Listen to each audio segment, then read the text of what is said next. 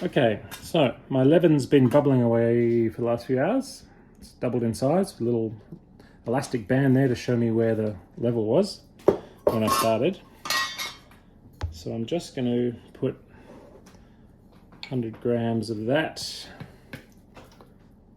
into here.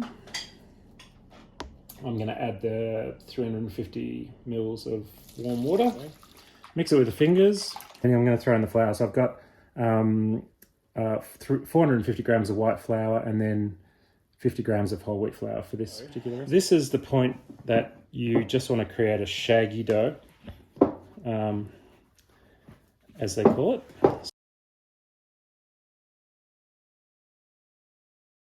So there's my little shaggy dough, looking pretty good. Okay, so the next step's really easy. 11 grams of salt sprinkled on top of the dough. It's been sitting for half an hour, and then punch down with your fingers. So you're just going to do that. Just push the salt into the dough, and then on top of that goes 25 grams of water, which kind of falls into the holes. And then you want to sort of give it a good first, stretching and folding. So you're just stretching it away from itself. You don't want to break the gluten fibers. That's most important. So the idea is to stretch, but not to. And so what I'm doing here, and I doesn't say to do this in any recipes that I've seen, but it seems to work well, is to pick it up and just let it kind of fall like that. And that's giving it a good stretch. Okay, so from now on you don't need to do very much at all except stretch it north, south, east, west every half hour. This is the first one of those. So basically you just get under it, pick it up and drop it that way, and do that sort of all 4 points of the compass. And often the last one I just kind of pick it up a bit higher, and then you've got that, and that's it. You do that every half hour for 2 hours.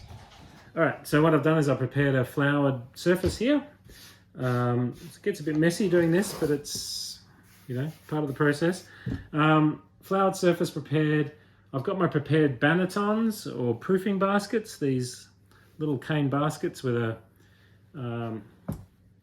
little tea towel, floured tea towel on the top. And then here's the bread. It's done its thing. It's had 2 hours of being... doing the north, south, east, west, turning every half hour.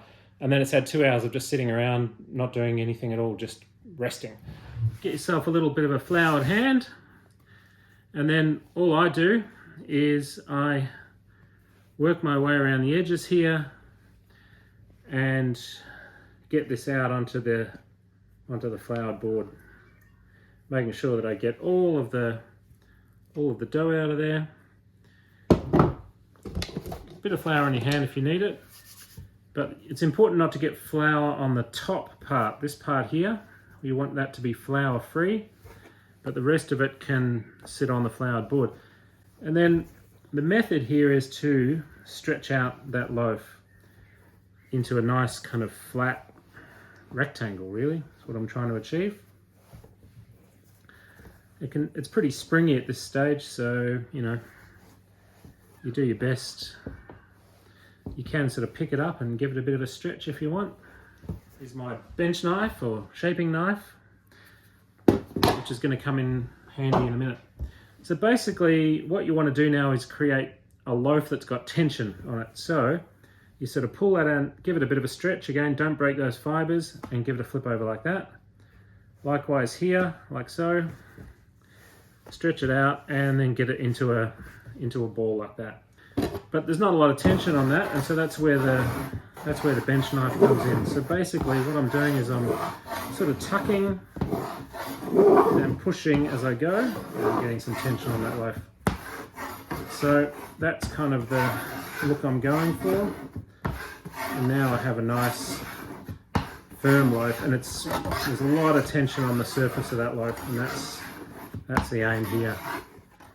And so what I'm going to do now, so I'm simply going to in one sort of quick move, pick that up into my hand and then drop it into the banneton. And then again, what you can do is you can sort of pick up the edges of the loaf and create a bit more tension if you like. When I was shown how to do this, it was considered to be an important step, just to create a bit of extra tension. Flour down some of the edges here.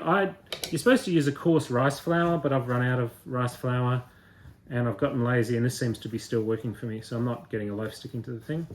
So now I've got it in the banneton like that. I've got lots of little plastic grocery bags that I reuse every time. I drop it into there, seal it down so that it's sealed, and then that goes into the fridge like that. So here's the white sourdough loaf out of the fridge, been in the fridge overnight. And so it's ready for baking. Now it went in upside down, of course, yesterday, so now it can come out the other way.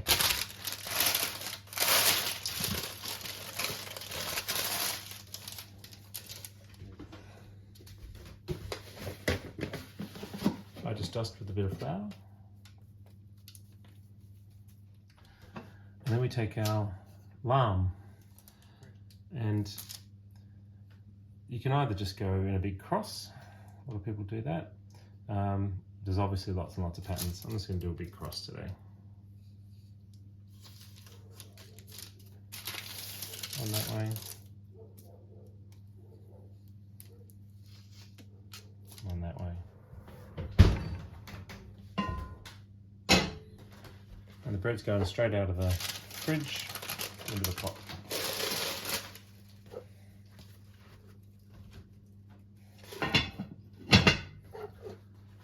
Lid on, into the oven for 30 minutes.